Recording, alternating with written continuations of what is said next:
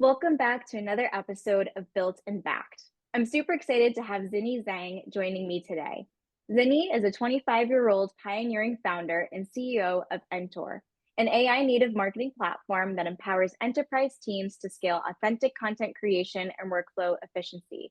A Vanderbilt Computer Science graduate, she made the bold decision to leave Harvard Law School in her first year to pursue her vision of transforming the marketing stack through generative AI. Zinnie, welcome to the show. Thank you so much, Ashley, for having me. I'm honored to be here. I am honored to have you here. I am really excited to have you share with our listeners more about your journey of building Enttor and exactly what Enttor is. And so that's where I'd love to start with you today is just having you give an overview for us of who you are and what you do. Of course. Hi, I'm Zinnie Zhang. I'm the CEO and founder of Enttor. We're an AI enterprise marketing software company. And previously, I studied computer science, as Ashley mentioned, at Vanderbilt University. I've also worked in self-driving cars, investment banking, as well as one of the incumbent enterprise marketing software companies. And that's where I saw all the inefficiencies, and I couldn't believe that huge enterprises like McDonald's were paying $1.2 million a year for what I thought was very poor marketing software. So got together with my family friends and decided we're going to build something better. And now we have a village and a team of people backing us. So it's been an incredibly exciting journey. Amazing. I think that is one of the most, I think, inspirational things about founders is when they're building a company that is directly solving a problem that they personally came across. Like as you mentioned, you sounds like you worked for an enterprise marketing software company, and that's where you saw the things that were missing. And so from what you've been doing with Enttor, you're totally filling that gap. Exactly, exactly. It's a lot of the founder inspire or the catalyst for a lot of founders is personally having seen the problem and Hmm. then wanting to go solve it. Yes, definitely. And so let's hear an overview of what it is that Enttor offers. Like, I know that it's a marketing software platform, but what is it that it does for companies? How can they use it? Let's hear an overview. Yes, of course. At a high level for all the techies out there, it's Decagon for social media. So we help companies apply conversational AI across all their social media platforms. What exactly does that mean? There's a lot of tech jargon there. Well, for example, Ashley, where do you shop most frequently? I would say probably for clothes, Lulu's, Lululemon. I love Lululemon. And then what social media channel are you most active on? Twitter. Twitter. Okay. So imagine that the Lululemon Twitter account, which has millions of followers, there's a team of social media managers who have to manage that account. They have to like comments, reply to comments, respond to DMs. What Mhm. we're doing is we're helping those social media managers use AI and AI agents to do some of those actions that a social media manager would normally be responsible for. Oh, interesting. So I imagine that one of the biggest benefits is getting time back because I feel like any social media manager knows that it's a really time consuming but important process and job task to focus on. So it sounds like a big benefit that you offer is just being able to take out the tedious parts of the role and be able to automate it in a way that allows a social media manager to do more. Exactly, because for example, if you had a question about an ad that you saw, or you had a question about location hours, etc., um, the imagine the social media manager of Lululemon is getting 100 questions a day on Twitter, but not just on Twitter, they're also getting 200 questions on Instagram, and they're getting 300 on TikTok, right?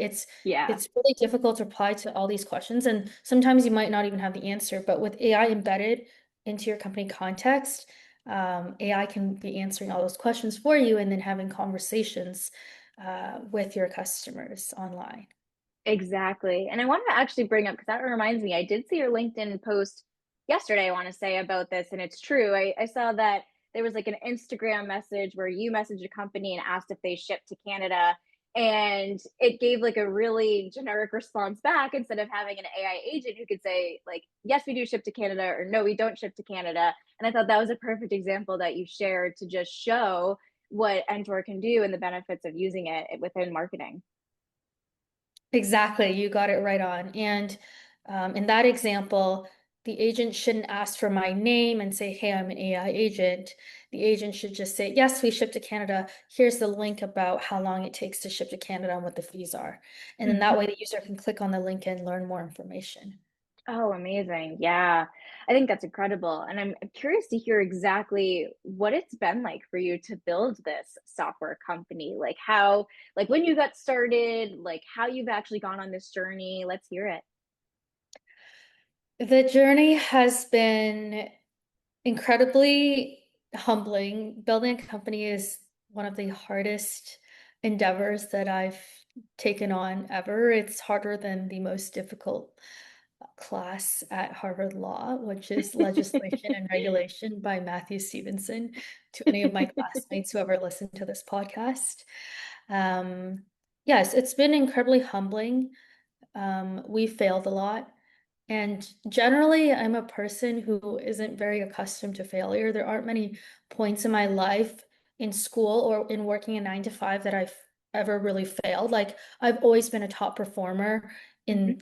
in in a grades perspective, working a 9 to 5. And so it's been incredibly difficult and humbling to fall on my face so many times, even with as many credentials as I have. So I'm happy to dive more into the entire journey, but there's so much there, and I know that we've only done 1% of the work in building a generational company. Yeah.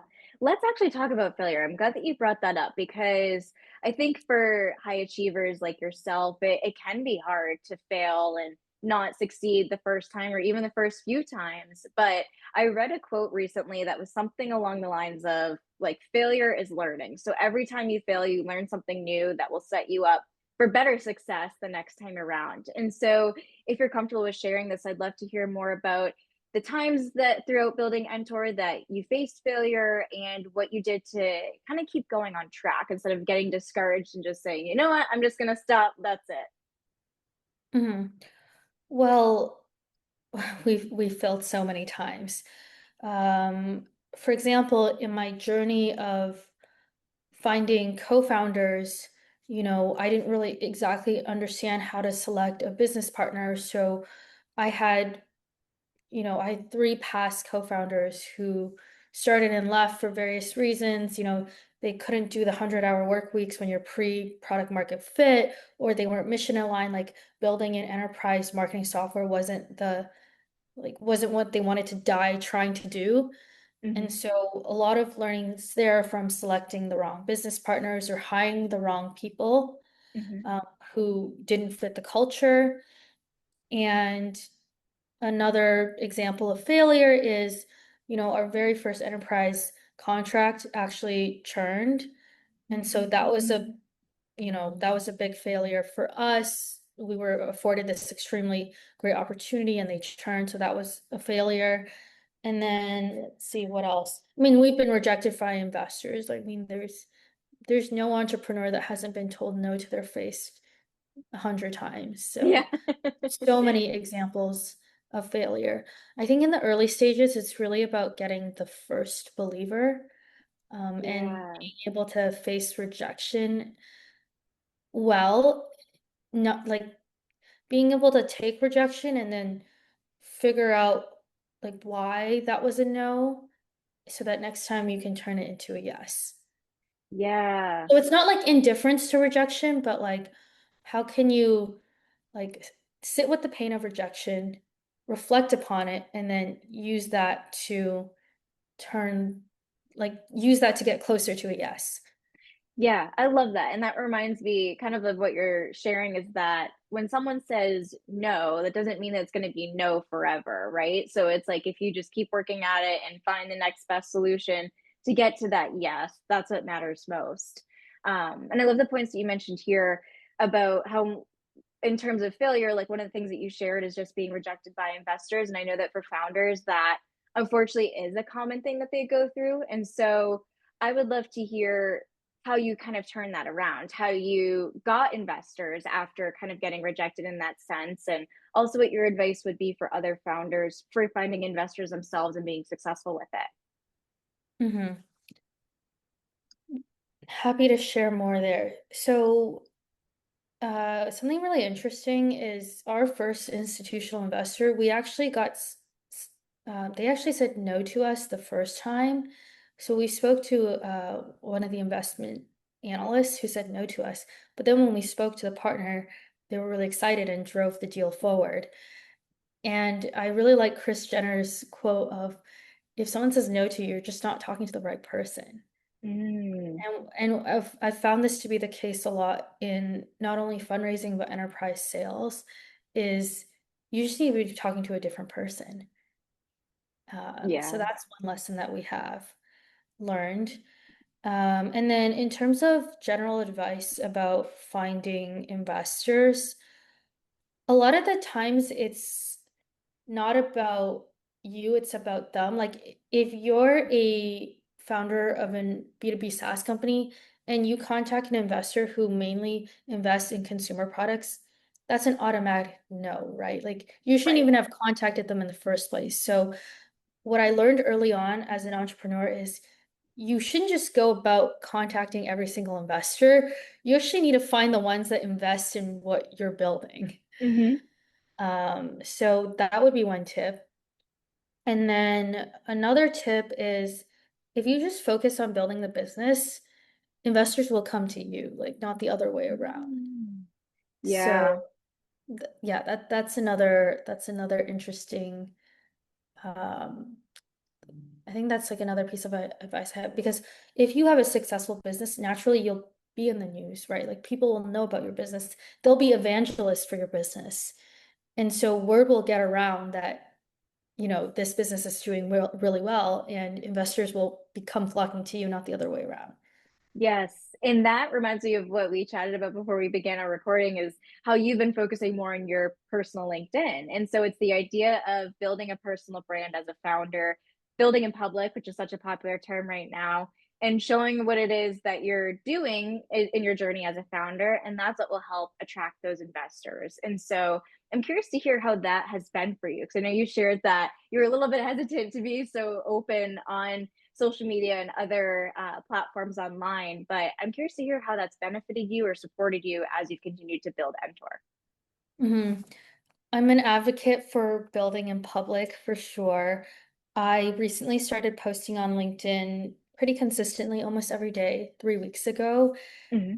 And I've been having more moments like the one we just had where you've seen my content and you kind of know me before you even ever spoken to me in real life. And I think that's kind of cool. There's so many people who reached out to me saying, this part of your story really resonated with me. People have asked me, DM me saying, hey, did you just take the leap of faith or did you save up money? Like, how did you do it? And then I'd be Mm-hmm. like, here, I have written an article about it in my website. You should read it. So I'd say like, and investors have inbounded to my inbox because I've been posting. So I would encourage any first-time founder to build in public. If you're a second-time founder, you probably don't need to as much because you have a track record, but would Mm-hmm. definitely encourage it for first-time founders because it not only benefits your business, but I think it's just been a hugely rewarding feeling to have people come up to me and say, hey, this really, what you posted about really resonated with me. This was a great piece of business advice, even if you Mm-hmm. weren't necessarily trying to disseminate business advice. Um, and feeling like they know me and know my story before I've met them is it's a cool and surreal feeling. Yeah, I love that. And as you're building in public and posting on LinkedIn and writing articles, how do you know what to write about? I think that's one of the things that founders struggle with is they're like, okay, I'm open to building in public and being more visible online, but I don't know what to write on LinkedIn or I don't know what will resonate with someone. Do you have like a process that you follow or anything like that that helps you to think about content to share that you think would benefit people? hmm I have a Notion document where I write down lots of ideas that I have about what to post. And, you know, sometimes it's influenced by recency. So if I recently like had an event that happened, for example, let's say we recently closed a round, then like I would feel like, hey, I want to write about the process of how that went.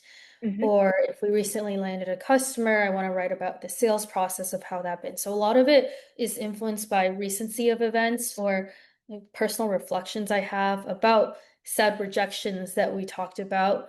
Some of it is inspirational and motivational content because being a founder is extremely difficult. So seeing other people's motivational posts also inspires me as well. Hmm. So hopefully that answers your question about, what to write about. It's a combination of like personal experiences that you have, seeing other content that you see other founders write about that you're like, Hmm. okay, I resonate with this format. I'd love to do a version of that for myself.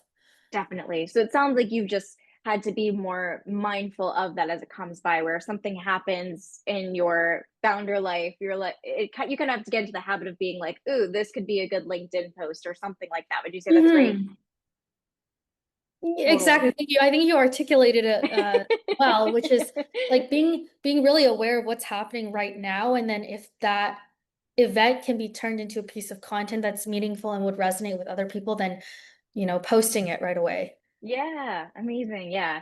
How do you balance like working on your startup versus like working in it, so to say? So, like, for example, being able to build in public and post on LinkedIn and be active on social media and whatnot is the idea of like working on it compared to working in it while you're like focusing on building the product itself. Do you have kind of like a like I guess schedule that you follow or anything like that? I feel like that's something that founders struggle with is like not just being so focused on just getting stuff done, but more so looking at the bigger picture, like business development and marketing and sales stuff that they need to do as well. Hmm. In the early stages, we're extremely adaptable. So the business is not as rigid. If there's a month where we're needing more sales activities, then we can divert resources and attention there. If there's a month we need to be focusing on engineering towards a deadline, then we will obviously do as such. Mm-hmm. In the early stages, you have to be very flexible and able to pivot your days and your focus very easily. There is a practice on our team that we have that really brings structure to everybody's days, which is we do stand up every single day at 10 a.m. EST. And that just gets everybody, like we're on the same page. We're starting our day. This is our priority this is what we're focused on this week or this day. And at the end of each day, we do a daily stand up, which is a Slack message where we write down everything that we as a team member did that day. And so I think having those two daily stand up practices to earmark our days is a good way to implement some form of structure in our early stage startup. That's a really good idea, having both of those things happening. So, like you mentioned, the daily call in the morning to kick things off and talk about what's happening for the day ahead. But then at the end of the day, the Slack message to recap what everyone worked on and talk about what they potentially might be working on the following day. And I think that probably for you as a founder is a great way to see where there might be roadblocks happening or if someone needs more support or if you got past a hump that you've been stuck on for a while. I think that's awesome to just have those two accountability pieces ultimately across the team. Hmm. Exactly. Yeah, I love it. And so, one of the things that we had mentioned in your bio, of course, and I know we had talked about it as well because you posted about it on LinkedIn, is deciding to leave Harvard Law School. And I think that is a really interesting part of your journey because, of course, you're a young founder, and we're seeing this more and more every day where young people are becoming founders and coming to the decision of whether they should continue pursuing school or leave school and pursue their venture full time. And so I'd love to hear more about your story with that, what I guess encouraged you to leave Harvard, what that's been like to leave it and go all in an Enttor, and really just anything else you have to say about it. Hmm. Well, in the moment, it was an extremely scary decision. And, a lot of people have called me courageous or brave for it. In retrospect, it probably wasn't as big of a deal as I thought it was because dropping out of Harvard is a extremely common phenomenon. It's becoming more common in various entrepreneurial-oriented schools such as Columbia, Stanford, Harvard, MIT. I once met an MIT kid who said he dropped out of MIT before he even started MIT. So like Oh he my had gone to gosh. MIT, but he was deferring his admission to build this space satellite startup. And Hmm. so it's becoming extremely common, as you mentioned, but at Harvard, it's so easy to drop out, and there's institutional support for dropping out. So I heard the stat 20% of Harvard college undergrads take some form of leave of absence of school, whether it be to compete in the Olympics or build a business.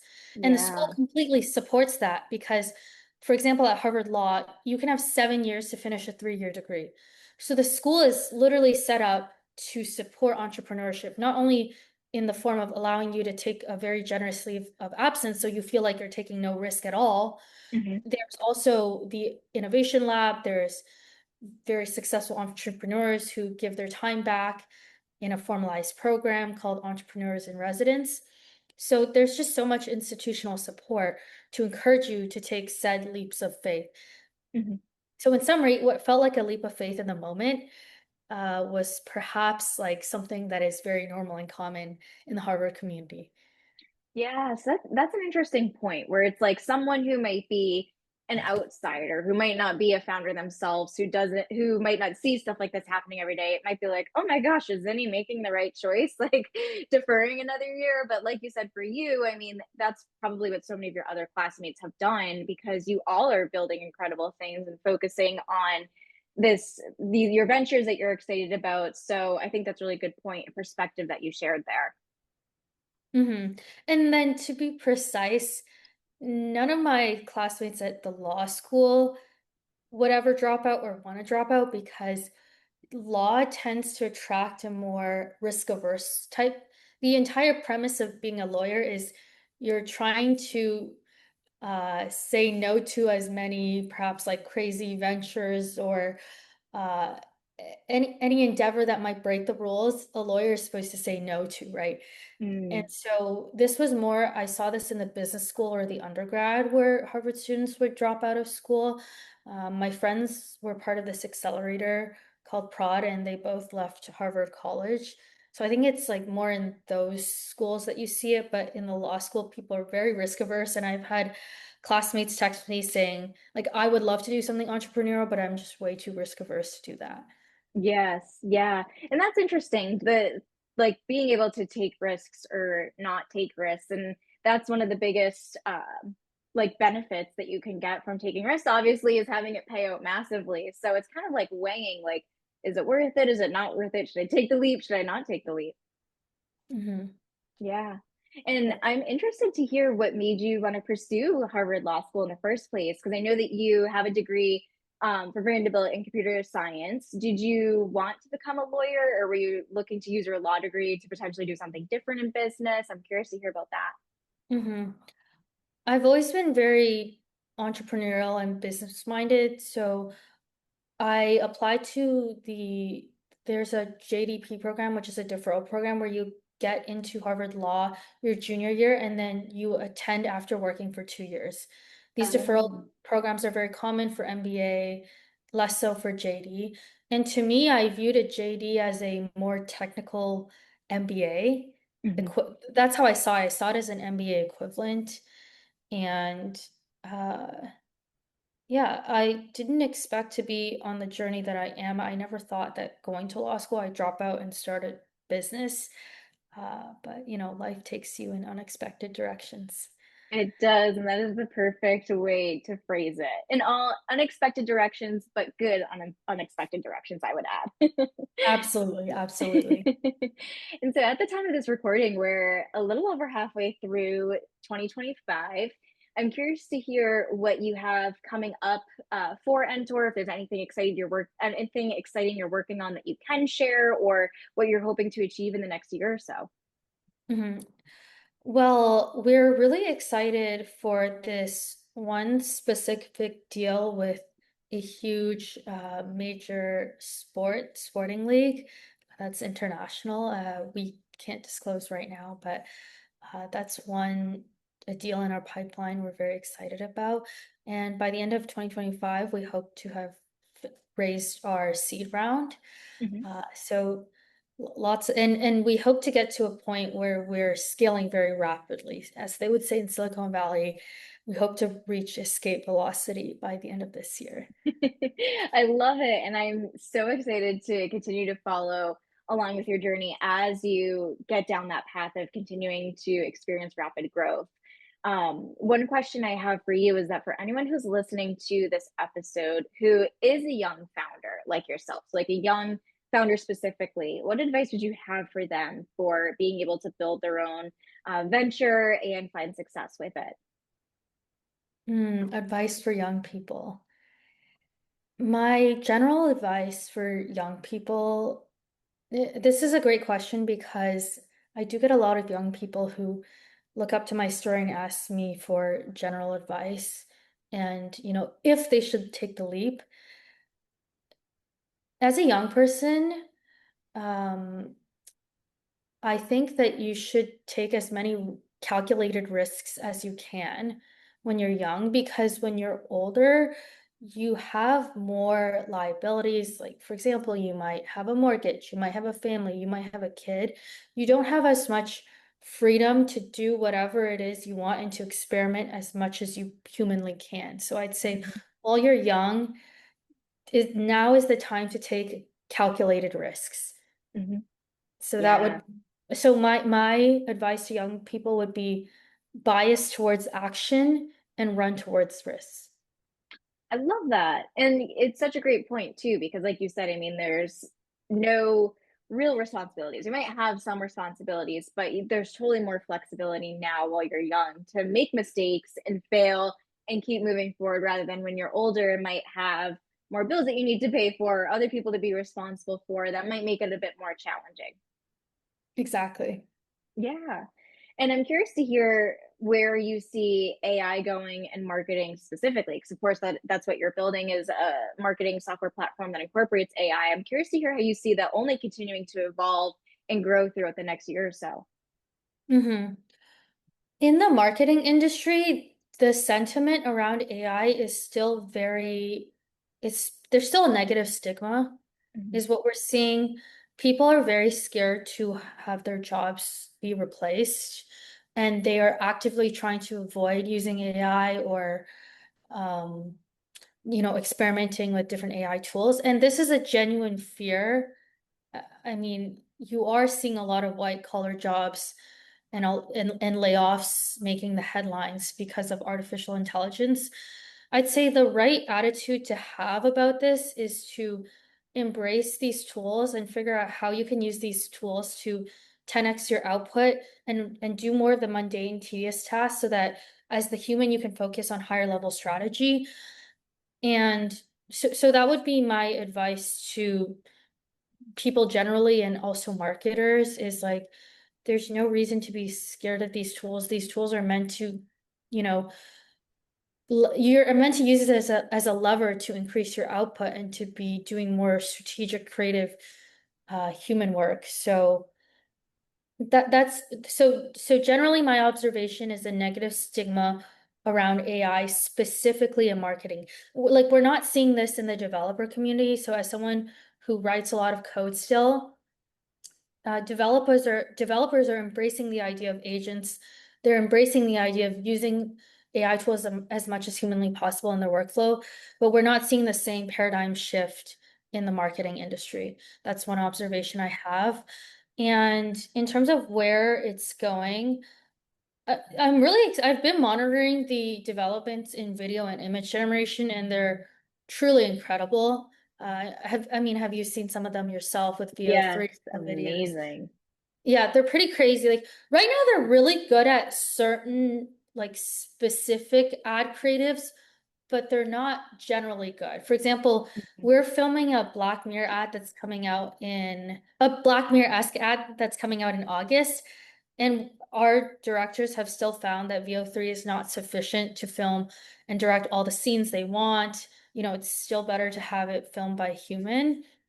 And generally the trend in the industry that I'm seeing is that obviously like these image generation tools are only going to be getting better and better. We're going to be seeing less AI slop as you would call it, Yeah. on TikTok, on Instagram, you're going to be seeing less AI slop.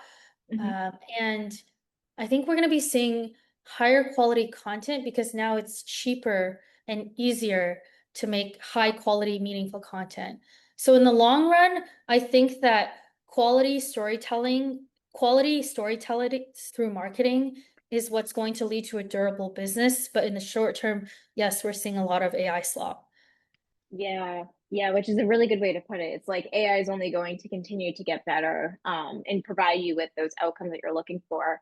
And that makes me think of something for advice I would love for you to share for anyone else who's like building with AI. Like, what advice do you have for them on using AI to build a tech product specifically? Okay. My advice would be okay, so for anyone trying to start a business, because of AI tools, it's extremely cheap to code and build websites, build applications for iPhones or Androids. It's really cheap to build software. So now it's much more difficult to have a technical moat. So the mode that you really need is you need distribution, right? Which is marketing. You need people who know about your product, who want to buy your product, who fall in love with your product. So I'd say like it's much easier to start a business now and build tech products and products in general, but it's way harder to have a durable business now because there's so many more businesses in the marketplace. So how can you differentiate yourself? Well, you're really going to have to build a beautiful piece of software and something that people don't churn and are willing to come back to every single day. And so now I think it's like all about distribution and customer service. Those are the areas in which you can differentiate a business, less so on the technical modes. Yeah, and I love that advice because I mean, vibe coding is like the biggest, one of the biggest terms right now, and it's so easy for people to just constantly ship new products, ship new features and whatnot. Because, like you said, it's kind of like the barrier to entry is lower because AI makes things so much more accessible. But I love the reminder that you shared for founders is that you still need to make a great product. So just because you can create a product and build a product doesn't mean it's always going to be great. And so prioritizing its quality and finding the right ways to distribute it and get people to know about it and like it is so much more important. And then also in the age of AI, I'd say relationships are more important than ever in person events. Being meaningful and mindful about the relationships that you built with your customers and advisors is extremely important now because we haven't, like with humans getting so used to talking to chat interfaces, like humans are now really used to chatting with a chatbot. Like that might Mhm. have been weird 10 years ago, but that's not weird anymore. And there are fully people who use character AI as their AI friend. Mhm. So I think it's just really important for business owners to be mindful about maintaining quality, business relationships and relationships with their customers. Like using AI when it needs to be used, but then like having a human there when there needs to be a human there doing customer service or building that relationship or signing a deal. Yes, great piece of advice. And I'm curious to hear, I would love for you to shout out anyone in the tech space right now that you really admire or is building something cool or doing something cool, whether it's a founder or VC or anyone. I'd love to hear who's kind of inspiring you lately. hmm Of course. That was such a smooth transition. Uh, One of my favorite founders right now, her name is Anna Monaco. She is the founder of Paradigm, which is an AI Excel spreadsheet where every single cell is an agent that can go retrieve information for you. She is a solo female founder who started her company after she graduated from UPenn. She's raised millions from tier one VCs. And she's someone I look up to and a huge, help to the business. So I definitely check her and her business out. Amazing. Zinnie, this has been a really awesome episode, and I've enjoyed having you on the show to share everything that you're building with Enttor and learning about what led you to where you are today. And I would love to have you share with their listeners where they can find you online in case they'd like to connect further. Of course. If you want to reach me, the best way is through LinkedIn or email. So on LinkedIn, you can search Zinnie Zhang. On email, it's ZZHANG at ENTTOR.ai. I'm generally very active on all my online presences. So um, yeah, and also my personal website is zinniezhang.com. All my contact information is there. It's pretty easy to find me, although I'd say the barrier is probably a very well-crafted cold email because lots of people email me with spam emails. So a well-crafted email would be appreciated. Good to know. I love it. I will link to all those places in the show notes that our listeners can easily connect with you from there. But thank you so much again for being on today's show. Thank you so much for having me, Ashley. You're a wonderful host.